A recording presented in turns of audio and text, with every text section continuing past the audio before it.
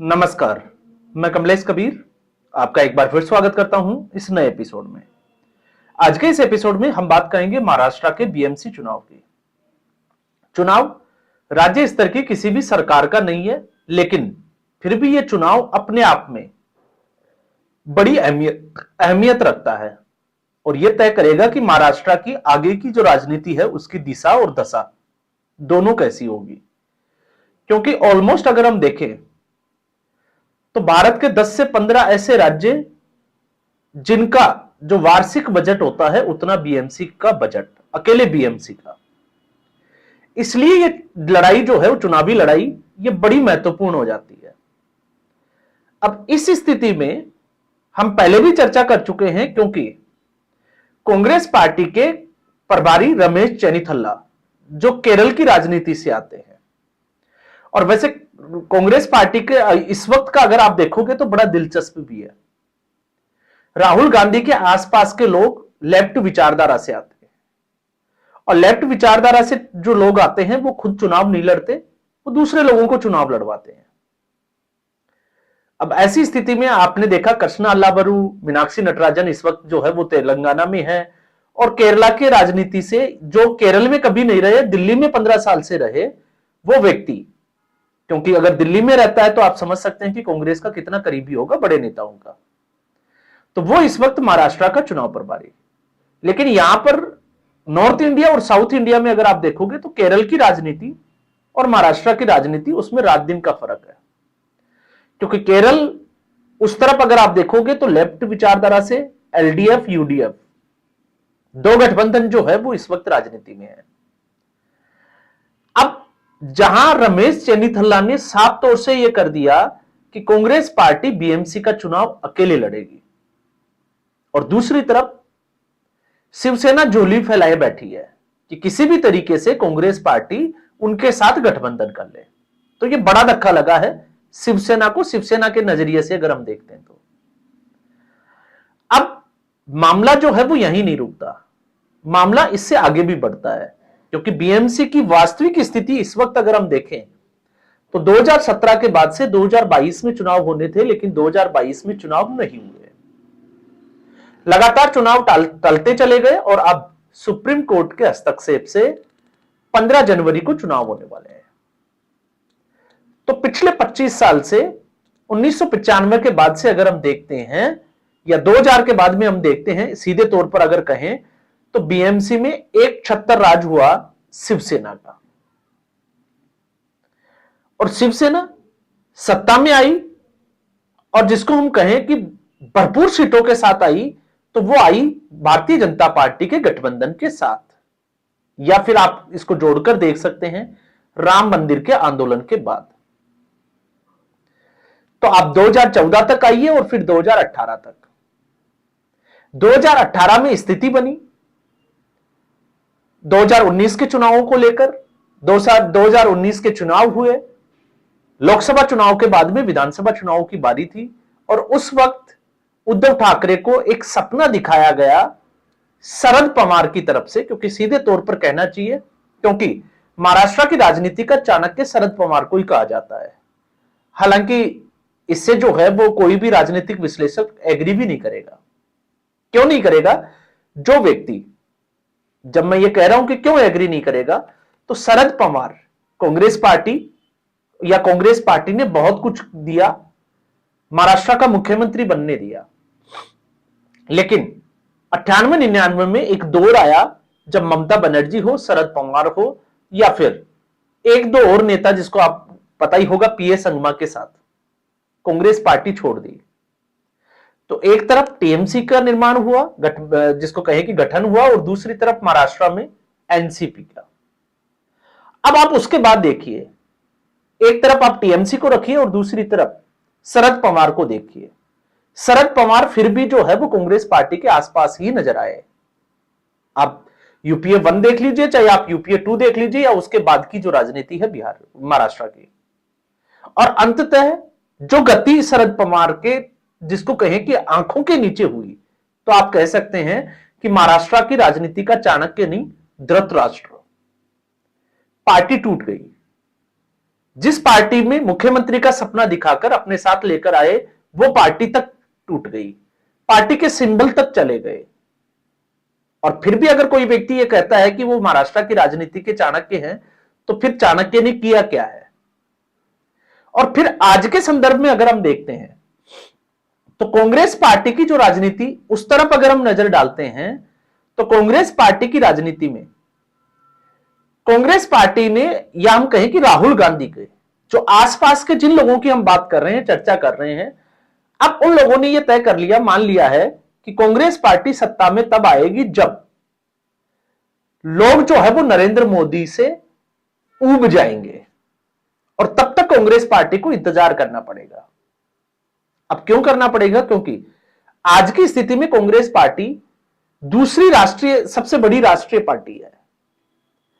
अब राष्ट्रीय स्तर पर आप समझ सकते हैं कि कौन सी पार्टी मजबूत है, लेकिन अब सवाल यह उठता है कि जो लोग ये सोचते हैं, क्योंकि मैं भारतीय जनता पार्टी के नजरिए से भी मैं बात करूं, तो जिन लोगों को यह लगता है कि मुकाबला प्रदेश स्तर पर कांग्रेस और बीजेपी का है, तो 2 या 3 राज्यों को छोड़ दीजिए, इसके अलावा कहीं भी कांग्रेस पार्टी का मुकाबला भारतीय जनता पार्टी के साथ नहीं है। तो फिर कांग्रेस पार्टी का मुकाबला आप वोट शेयर से देख लीजिए, जो क्षेत्रीय दल है उनसे कांग्रेस पार्टी कितना पीछे खड़ी है। तो कांग्रेस पार्टी का मुकाबला है क्षेत्रीय दलों के साथ।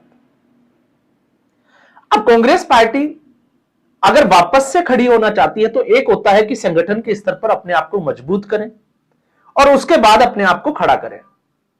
लेकिन यहां स्थिति उलट है। कांग्रेस पार्टी ने जो एजेंडा सेट किया है वो है कि क्षेत्रीय दलों को आप कमजोर कर दीजिए। तो क्षेत्रीय दलों को जब आप कमजोर करोगे तो एंटी बीजेपी वोटर जो है वो कांग्रेस पार्टी की तरफ देखेगा, क्योंकि उसके दिमाग में, जहन में यह रहना चाहिए कि बीजेपी को कोई अगर पार्टी हरा सकती है तो वो कांग्रेस पार्टी है। अब आप उदाहरण देख लीजिए, बहुत पुराना हम नहीं लेंगे, लेकिन नया और ताजा उदाहरण बिहार का। तो बिहार की राजनीति में आरजेडी, जिसका ठीक ठाक वोट बैंक था और लग रहा था कि कड़ी टक्कर देगी भारतीय जनता पार्टी को, या हम कहें कि नीतीश कुमार को, तो कांग्रेस पार्टी ने वो सब कुछ किया जो नहीं करना चाहिए था। एक गठबंधन में साथी होने के नाते बावजूद कांग्रेस पार्टी ने वो कदम उठाए और हाईकमान चुप रहा, क्योंकि हाईकमान वो प्लान करके बैठा था। वरना उस स्थिति में जब तक नामांकन का, प्रथम दौर का नामांकन का दिन था, उस तक अगर सीट शेयरिंग के फॉर्मूले पर काम नहीं हुआ था, तो क्या हाईकमान को उसमें इंटरफेयर नहीं करना था? करना था। लेकिन ऐसा होने दिया गया, और जब ऐसा होने दिया गया तो विश्वास की कमी हुई, तो कार्यकर्ताओं में और मतदाता में भी विश्वास की कमी आई, और एक मैसेज गया कि यह गठबंधन जो है वो सत्ता पक्ष को हराने के लिए नहीं, आपस में एक दूसरे को कमजोर करने के लिए जा रहा है। तो आप देखिए कि इस गठबंधन की दुर्दशा क्या हुई।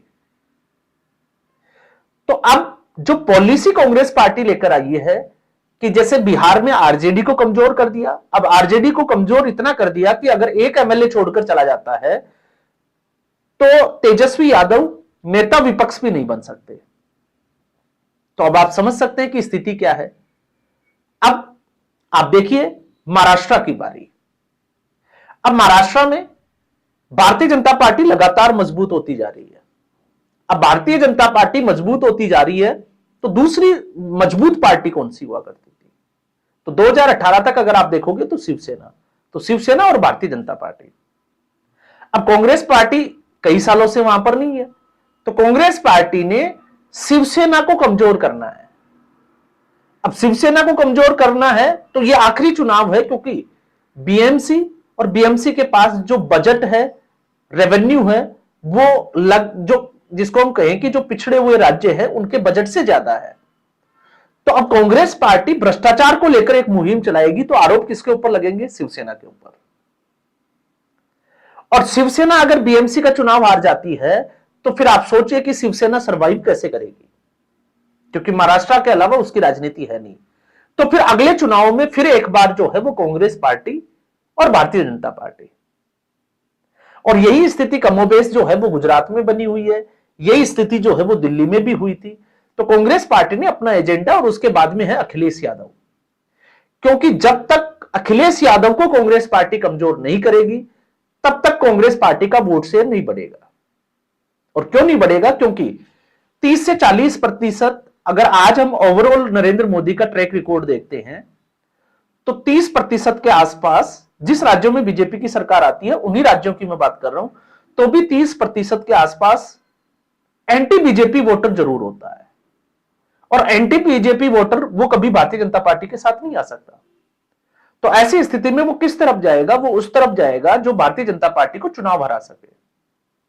और इसी को जो है वो कांग्रेस पार्टी ने अपनी रणनीति का एक हिस्सा बना लिया। तो आप अखिलेश यादव को देख लीजिएगा, जब 2027 में उत्तर प्रदेश के चुनाव आएंगे तब यही स्थिति जो है वो उत्तर प्रदेश में भी बनने वाली है। तो अब आप इसका दूसरा पहलू आप देखिए, संजय राउत जो लगातार 2008, क्योंकि इसके पूरे अगर आप देखोगे तो इसका सूत्रधार अगर कोई है तो वो है संजय राउत। संजय राउत के बारे में हम कई बार बात भी कर चुके हैं, क्योंकि गठबंधन को तोड़ने का जो फॉर्मूला अगर किसी ने दिया तो वो था संजय राउत। और कारण क्या था? क्योंकि संजय राउत बड़बोला एक व्यक्ति जिसकी कोई सुनता नहीं था, क्योंकि एकनाथ शिंदे जैसे लोगों का ग्रुप उसमें शिवसेना में बैठा था। तो उनको कमजोर करना और अपने आप को जो है वो एक मीडिएटर की भूमिका में, जिस तरीके से शरद पवार चाणक्य बने, उस चाणक्य की भूमिका में आने के लिए वो जो जिसको कहें कि जतन करने थे वो संजय राउत ने किए। लेकिन अंततः गति ये हुई कि वो चाणक्य बनने चले थे और शकुनी बन के रह गए। और जब से वो शकुनी बने हैं, आप देखिए कि महाराष्ट्र में किस तरीके से, तो एक तरफ आज की स्थिति में महाविकास आघाड़ी है, तो महाविकास आघाड़ी में उद्धव ठाकरे के साथ राज ठाकरे आ गए, लेकिन राज ठाकरे का वोट बैंक कितना है आपको पता है। अब आते हैं शरद पवार और कांग्रेस पार्टी। तो कांग्रेस पार्टी ने अकेले चुनाव लड़ने के लिए पहले ही ऐलान कर दिया। और दूसरी तरफ है महायुति। खटपट हुई, लेकिन उसके बाद में महाराष्ट्र के नेताओं का, महायुति के जो नेता थे गठबंधन का, उनका दिल्ली आना या दिल्ली से फिर नेताओं का महाराष्ट्र जाना। और आखिर में जिस तरीके से बिहार चुनाव में हुआ कि लग रहा था कि एलजेपी जो है वो नीतीश कुमार से नाराज है, या नीतीश कुमार और एलजेपी की बनती नहीं है, चिराग पासवान की, तो फिर यहां पर दिक्कत हो सकती है। लेकिन केंद्रीय मंत्री, गृह मंत्री जो अमित शाह है, उन्होंने जिस तरीके से मोर्चा संभाला और जो उसके बाद की स्थिति बनी, तो फिर आप देखिए कि एनडीए गठबंधन और फिर महागठबंधन की स्थिति क्या हुई। तो बेशक चुनाव जो है वो छोटा है, लेकिन चुनौती है इस बार शिवसेना के लिए, उद्धव ठाकरे के लिए, या हम कहें कि ठाकरे परिवार के लिए। अगर इस चुनाव में ठाकरे परिवार की हार होती है, या हम कहें कि उद्धव ठाकरे की शिवसेना हार जाती है, तो फिर उसके बाद में मुझे नहीं लगता कि शिवसेना जो है वो महाराष्ट्र की राजनीति में सरवाइव कभी कर पाएगी, क्योंकि उसकी जगह स्पेस जो है वो फिर पूर्णतया एकनाथ शिंदे के हाथ में और शरद पवार की, अजीत पवार के हाथ में चली जाएगी। तो आज के एपिसोड में बस इतना ही। उम्मीद करता हूं वीडियो एपिसोड आपको पसंद आया होगा। वीडियो को लाइक करें, शेयर करें, चैनल जरूर सब्सक्राइब करें। धन्यवाद।